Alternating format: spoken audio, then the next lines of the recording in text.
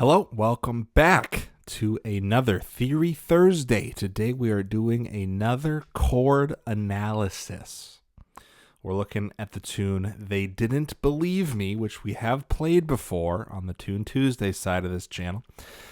So if you're interested in hearing it, we have that as well. They Didn't Believe Me, written by Jerome Kern, lyrics by Herbert Reynolds, and first introduced in 1914 in the musical The Girl from Utah. So that's what we're doing today, chord analysis.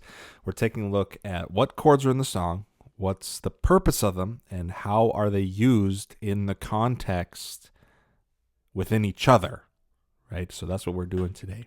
I've got my Casio 230 GA on, and my gold tweed tie. As always, if you enjoy any of the watches, any of the ties, any of the gear that I showcase in these videos, I always try to link them down in the description if you want to get them for yourself. And if you've been enjoying these videos, I love making them. Like and subscribe is always appreciated. So without further ado, They Didn't Believe Me, chord analysis. Let's go.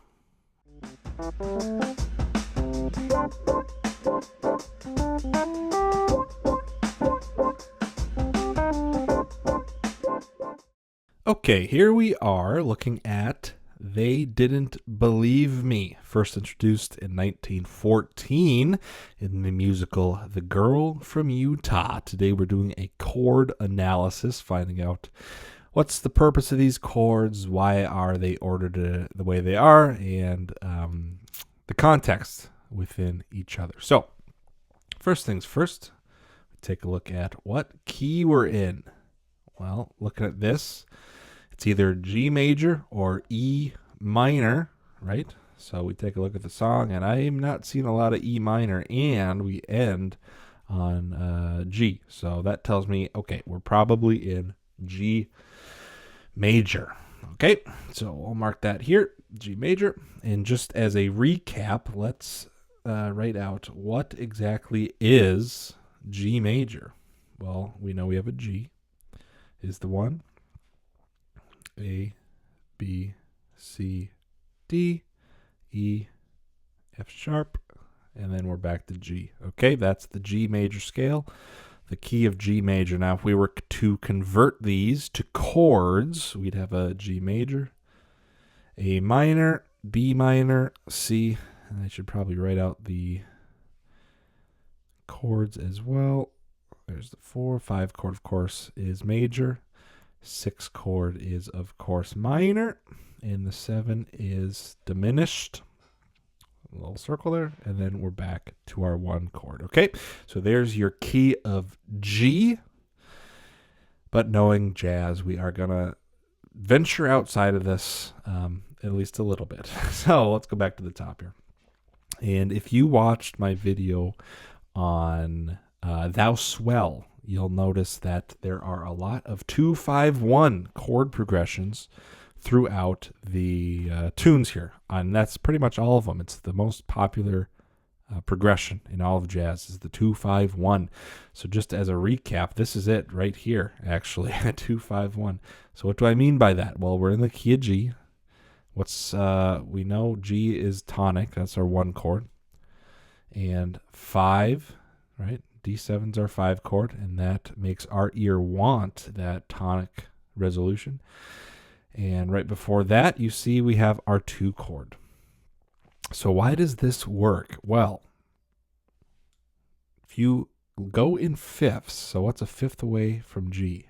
D. What's a fifth away from D? It's A. Okay, so it's a chain of fifths. And it's really, really, really tonically pleasing to the ear. That's just the way it works. That's the way the human ear is built, is these in fifths. And how good they sound. So you're thinking, well, how come this is a major and this is a minor if it sounds so good? Well, if we're in the key of G, then this 2 chord is going to be minor, right? There's no A major in the key of G. It's an A minor. So that's why this is the way it is. It's a 2 chord, it's a 5 chord, and it's the 1 chord. And that is a 2-5-1 in the key of G. So let's keep going here. What do we have here? Well, you could see this as a 3 chord, and you could see this as a major 6 chord, which is not in the key of G, right? Because this chord, oops, went off the screen. This chord has a G sharp in it. So what gives? What's up with this? Well, let's take a look at where we're going.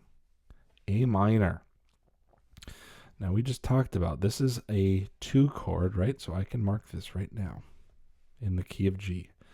So why does this lead to this? Well, it's a 2-5-1 in A, right? Now, typically this would be, if we were actually in A minor, this would be a half diminished chord instead of a minor chord. But you can play with the rules a little bit. It's going to sound almost the same. The difference is a 1-note difference. So the way we write this is we know we're going to the 2 chord, right? We're going to the 2 chord. So this is the 5 of the 2 chord. And this is the 2 of the 2 chord, right? So what we have is a 2-5-1 in A minor. Okay, so I'll get rid of this. Go back to blue. And that's how we find that. Okay, and then we know this is just our tonic, and we just have a drawn out 2-5-1 here to get back to tonic.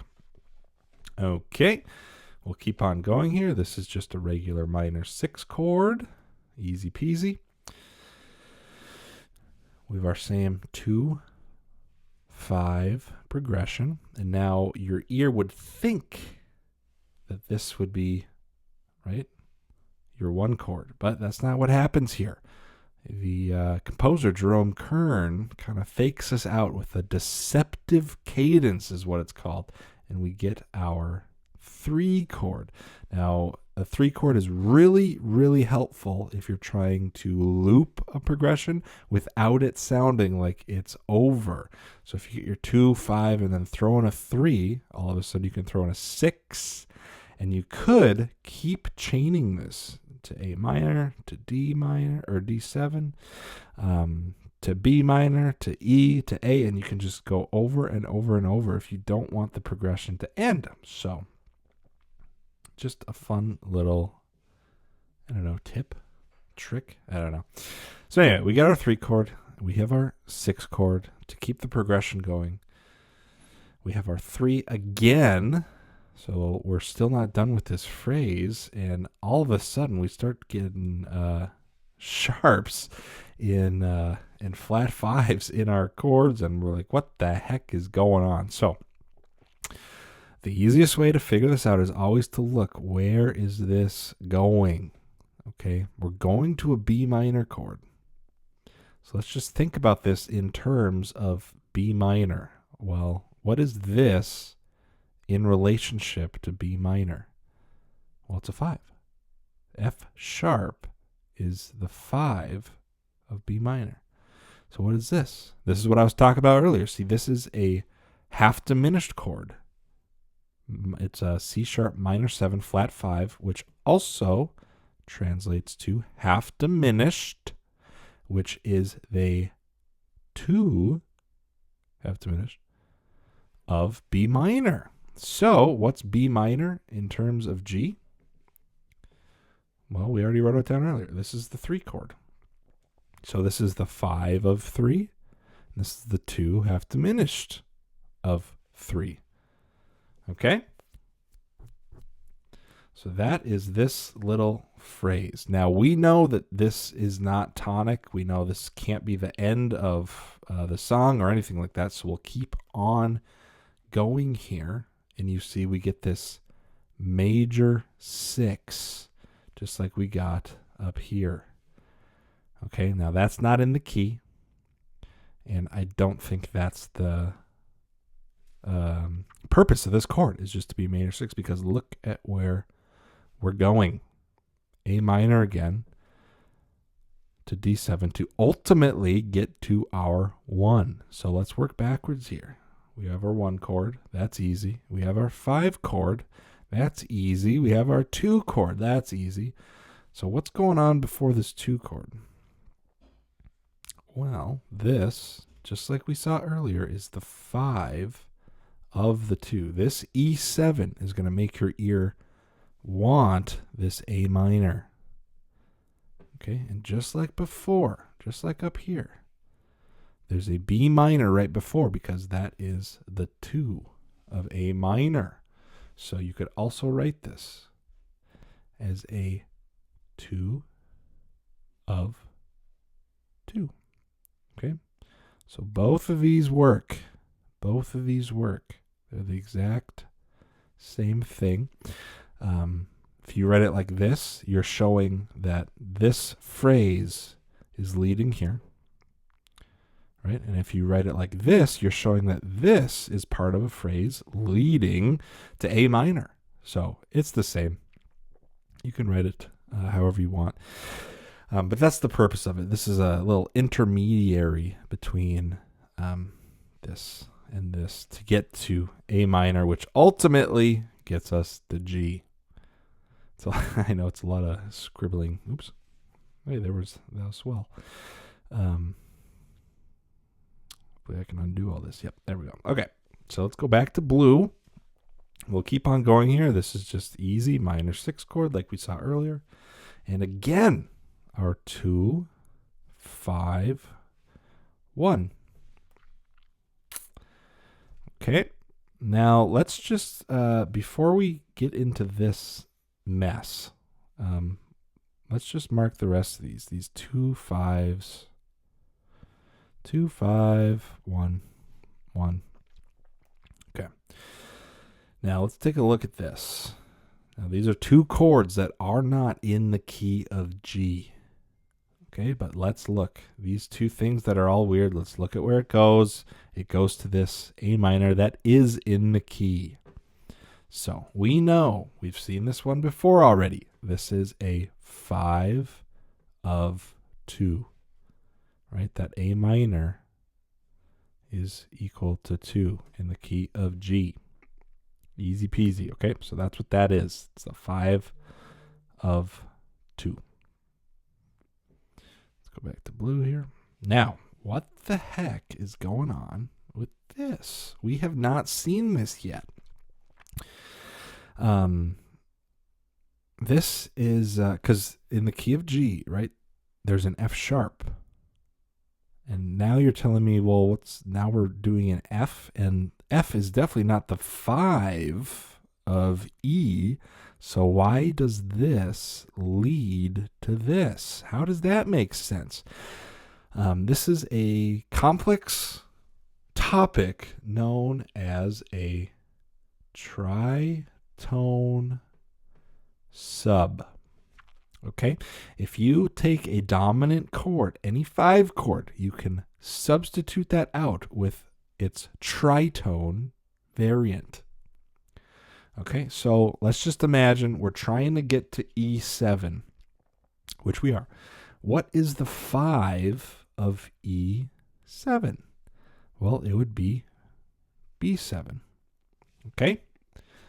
B7 would make sense here and go to E, right? You would write that as a 5 of 6. Easy peasy. But that's not what we have here. So let's just take a look at B7. That could go here, but it's not. What's a tritone away from B7? F. So just for context, if you don't know what a tritone is, it's a sharp 4 or flat 5, however you want to think about it. But you can take this, whatever your chord is, go a 5th away, and then flat it, right? And that's your tritone. So a fifth away from B is F sharp, and you flat that to F, and you get your tritone. Okay, so that's what this is. That's what this is. It's a tritone sub to E7. So it's acting as a B7, but you're playing F7 flat 5 as a tritone substitution. So it's just a different sound. It serves the same purpose where it's getting us to E7. It's just a different set of notes, a different collection of notes, if you will. Okay, and then we have our regular 2-5-1. We've got another 2. And then here's this 2-5 in A minor again. So we have our 2 of 2. And actually, you know what? I got to switch back to blue. Hold on. Here's our 2 chord. And just to prove it, look at where we're going. Right? We've seen this a couple times already in this score. We have our 2 of 2, and we have our 5 of 2. So this 2-5 is gonna lead to A minor. Oops.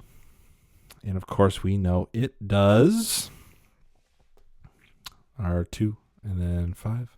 I keep scribbling around everywhere. And then of course our 1 chord. Okay, let me fix this up just a little bit. Okay, and that's the tune. A lot of 2-5-1s. And as you can see, a lot of 2-5s in different keys to get us leading to different chord centers, like this, for example. This C sharp half diminished, F sharp 7 to B minor 7, right?